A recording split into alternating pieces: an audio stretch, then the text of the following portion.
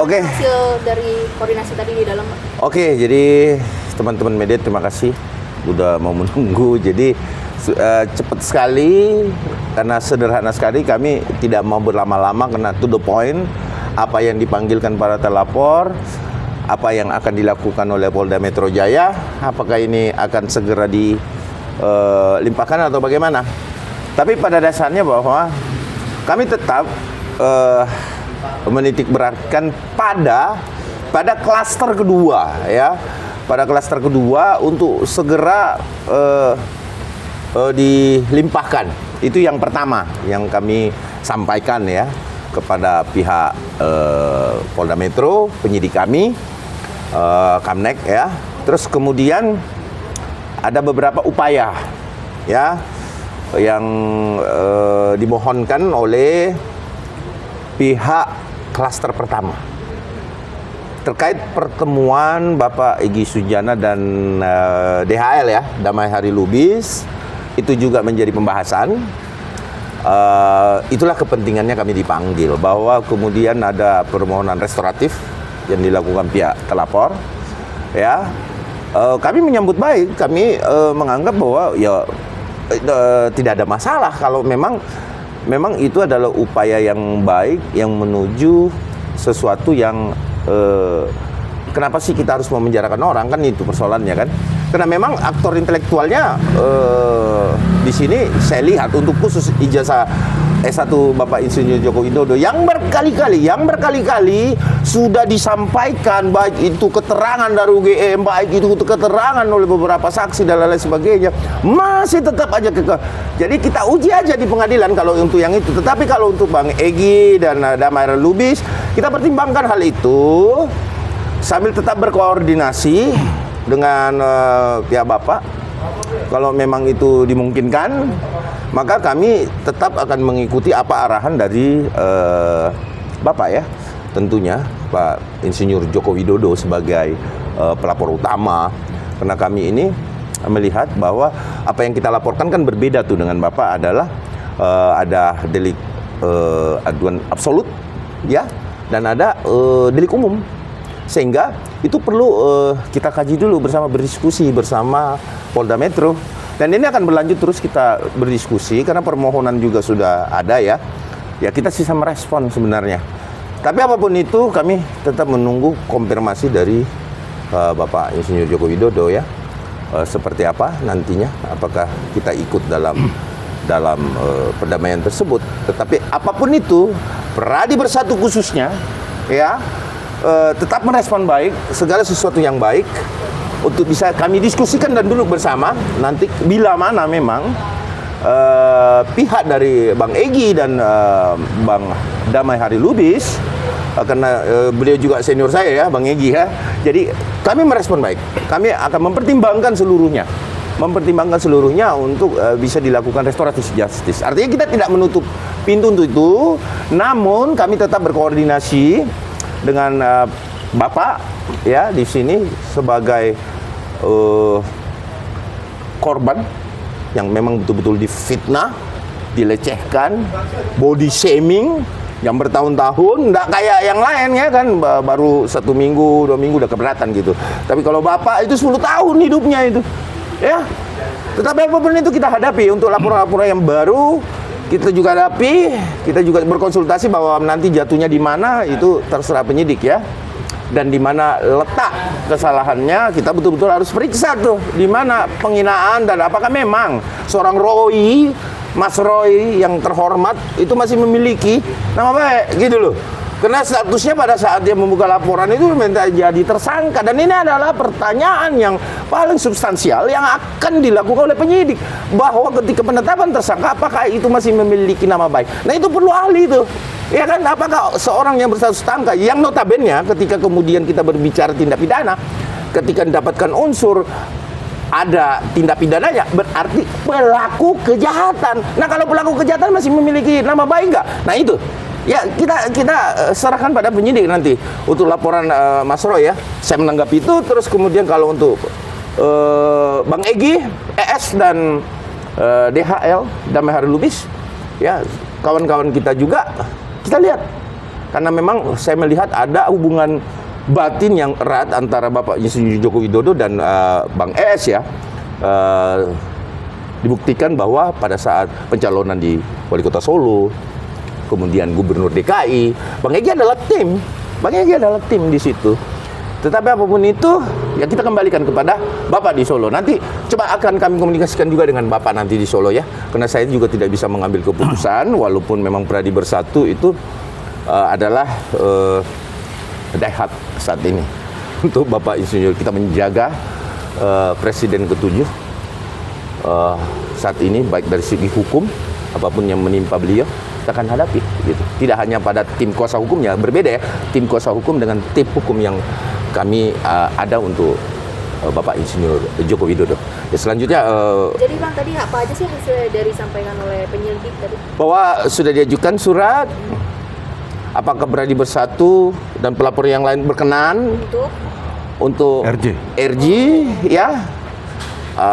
Kita akan diskusikan bersama teman-teman, utamanya di Pradi Bersatu itu kan adalah satu badan hukum yang tentunya kita akan rapatkan kemudian apakah ini disetujui. Tetapi saya rasa keputusan itu tetap diambil secara kolektif untuk Pradi Bersatu ya, kolektif, dan kami tetap menunggu arahan dari Bapak Insinyur Joko Widodo. Kembali RJ ini untuk yang 2 saja apa? Ya, yang dua aja. Ada 5 kalau satu kan?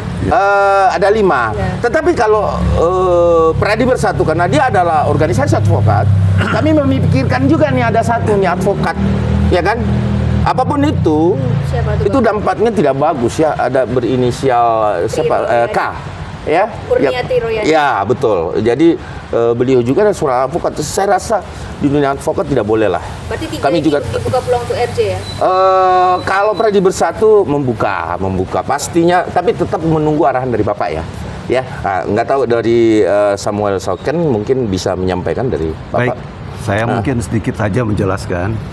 Jadi kan pelaporan ada 2 dari Pak Jokowi ya terkait masalah ijazah Dan di 3 mana laporan juga lain. 3 laporan lain. enggak ada 2 kelompok. Ada 2 kelompok ya. Jadi dari Pak Jokowi dan dari relawan. Ya, di relawan ini ada 4 orang yang membuat laporan. Nah, juga laporannya hampir mendekati sama, cuma di konteks yang berkaitan dengan masalah relawan itu ada pasal-pasal tertentu yang berkaitan dengan masalah ITE, undang-undang informasi ya. Terus kemudian kalau memang nanti semangat daripada yang 2 orang ya itu sudah mendapatkan suatu kepastian bahwa ini diselesaikan dengan cara RJ, tentunya kami sebagai pelapor ya, bagian dari pelapor ini juga tentunya akan mengikuti arah daripada Pak Jokowi.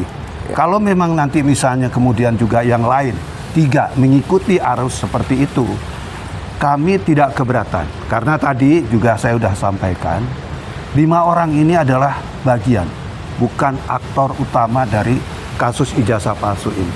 Sehingga rasa maaf dan juga kepentingan-kepentingan nasional ke depan itu tentunya harus kita kedepankan dalam kaitan ini. Ya. Nah tentunya juga karena ini udah jadi tersangka, bagaimana nanti RJ itu akan dilakukan dan bagaimana penyelesaiannya. Ya.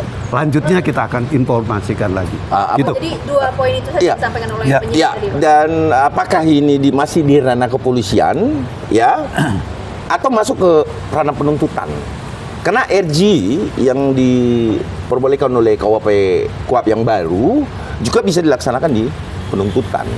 Ya. Ini kita lihat nih, apakah masih memungkinkan di kepolisian. Jadi semuanya kita kembalikan juga kepada pihak kepolisian, prosesnya, kemudian seperti apa, apakah berkas sudah dikirim atau tidak. Ini kan perlu pendalaman lagi kan. Tetapi kalau memang belum, saya rasa harus disegerakan, karena jangan sampai berkas ini sudah nyebrang atau P21, sudah di gitu ya. tahap 1 ya. Ya, P21 lah, ya, P21. P21 atau tahap 1 sudah dikirim berkas, kemudian itu mau ditarik kembali, saya rasa di sini peluangnya agak-agak sulit berat. ya. Tentunya pasti RJ-nya berada pada tangan kejaksaan. Tapi apapun itu, karena laporan kita adalah delik umum, kewenangan itu kembali kepada penyidik sebenarnya. Ketika tidak ada lagi pihak-pihak yang keberatan, katakanlah Pradi Bersatu sudah tidak berkeberatan dengan hal ini dan sudah ada pernyataan yang kita buat misalkan kemudian penyidik masih bisa melanjutkan perkara ini, sebenarnya kembali kepada penyidik lagi, bolanya ada di penyidik lagi karena ini delik murni ya.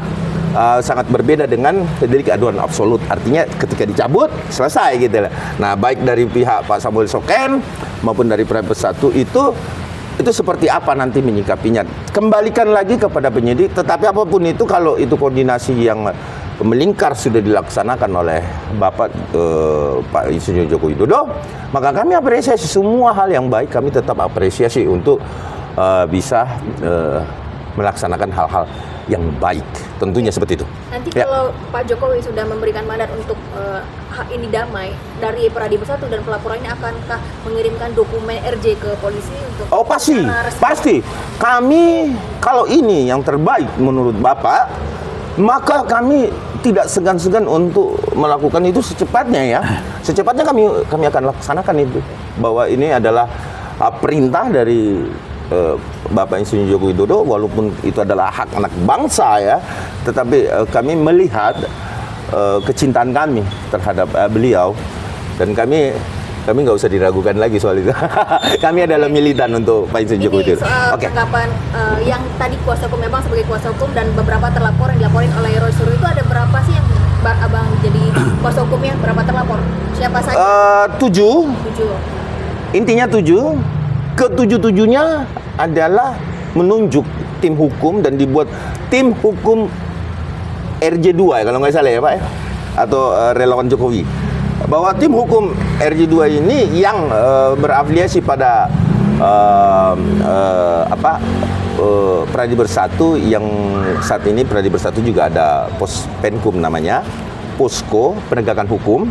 Nah, semua saat ini sudah terkumpul ada 22 lawyer yang sudah menerima kuasa. Nama-namanya sudah ada beberapa lawyer-lawyer yang boleh dikata malam melintang juga di dunia hukum. Itu termasuk Pak Suhadi. Kita adalah satu tim semua untuk membela YouTuber Nusantara, Unpacking ya, yang dilaporkan kan Unpacking, terus kemudian YouTuber Nusantara dan Mo1 TV. Itu kesemuanya adalah klien kami. Sialnya perlu diisi ya nanti kita akan spill ketika menerima panggilan. Karena takutnya ada kesalahan administrasi pada saat pelaporan, sehingga ketika mau dipanggil itu tidak boleh lagi diulang.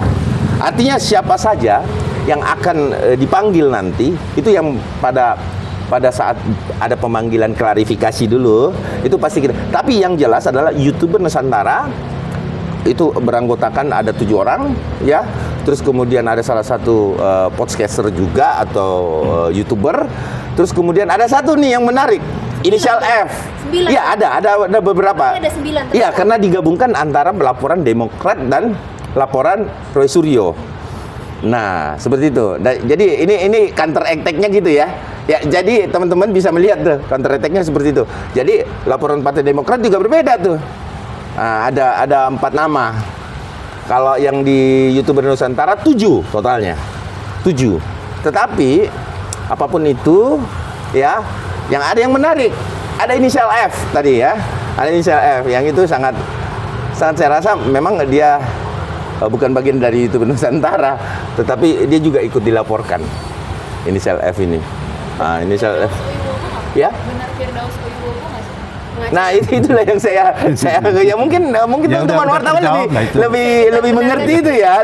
Tapi inisial F ini kita kan belum bisa pastikan bahwa itu apakah Firdaus ya. Tetapi saya rasa itu informasi yang kami dapatkan itu boleh dikata 75% benar ya. Jadi ini yang sangat menarik. Jadi semuanya dilaporkan. Siapapun yang membantah, yang membela Bapak Insinyur Joko Widodo, itu wajib dilaporkan. Kelihatannya seperti itu. Nah, inilah yang membuat kami menjadi sangat lucu. Tetapi apapun itu kita hadapi ya, karena bentuk laporan ya. Ya, teman-teman dan masyarakat Indonesia bisa melihat bahwa ini sudah main hantam kromo. saya menyampaikan pada masyarakat ini sudah mulai hantam kromo nih. Ini udah membabi buta ya. Tapi apapun itu kita hadapi. Kami sebagai tim hukum dari relawan Jokowi tetap konsisten menghadapi dengan gentleman dan jangan salah. Kami lapor balik. Counter dilawan dengan counter, ya. Demikian ya. Tadi dibahas nggak soal terlapor ini oleh penyidik? Ya saya sempat tanyakan apakah dia jatuh di Kamnek atau di mana, tetapi belum ada Jadi saya penyidikan. jelaskan. Jatuh pemeriksaan juga belum ya? Belum. Jadi belum. gini, Ya. karena ini pelaporan masih bentuknya, Iya. kita kan belum tahu Iya. jatuhnya ke Kapnek lagi atau ke wilayah yang lain. Ya. Karena Ya. divisinya kan banyak, ya. Ada Renakta, terus Ada cyber, ada ya. yang lain-lain gitu. Kita lihat aja perkembangannya nanti seperti apa. Oke, terima kasih. Oke. Dan yang jelas kita dari tim hukum itu tidak akan pernah mundur melihatin persoalan ini. Oke. Ada pertanyaan? Mereka melakukan hal yang seperti itu, kita juga akan mencoba melakukan hal yang sama. gitu. Ada pertanyaan, teman-teman? Cukup sih. Oke. Cukup ya. Cukup ya. Oke, Oke. terima kasih teman-teman media. Terima kasih, Bang. Oke, terima kasih.